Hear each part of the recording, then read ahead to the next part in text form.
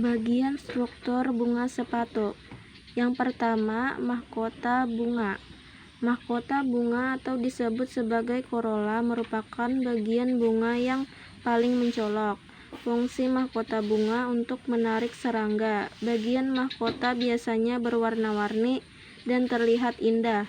Selain itu, ukuran mahkota bunga juga paling besar dibanding bagian lainnya. Yang kedua, kelopak bunga. Bagian bunga berikutnya adalah kelopak bunga atau disebut sebagai saleks. Kelopak bunga terletak di lingkaran terluar. Fungsi dari kelopak bunga adalah melindungi mahkota bunga ketika masih kuncup dan akan terbuka jika mahkota mekar. Yang ketiga adalah benang sari. Benang sari menjadi bagian bunga yang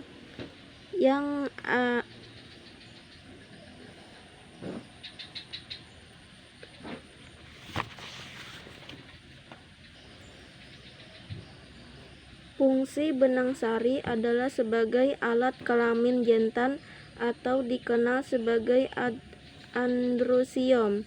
Bunga biasanya terdiri dari 4 kotak sari, disebut mikrosporangia sebagai organ reproduksi jantan pada bunga. Benang sari terdiri dari 3 bagian. Yang pertama, tangkai sari. Yang kedua, kepala sari. Yang ketiga, serbuk sari. Yang keempat adalah putik. Putik menjadi bagian bunga yang juga cukup umum. Fungsi putik adalah sebagai alat kelamin betina atau dikenal sebagai gynosium. Biasanya putik terletak di bagian tengah-tengah bunga.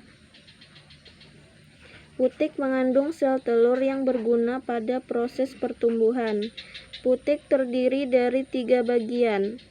Yang pertama, tangkai putik. Yang kedua, kepala putik. Yang ketiga, bakal buah.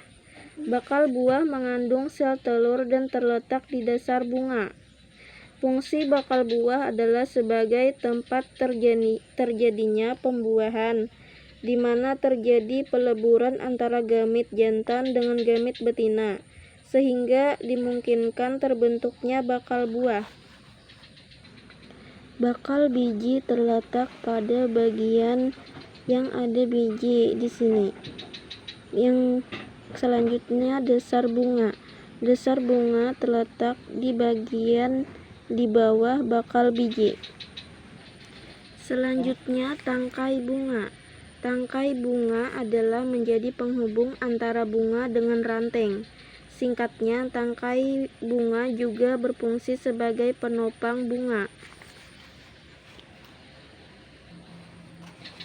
Dasar bunga berguna sebagai tempat melekatnya mahkota bunga.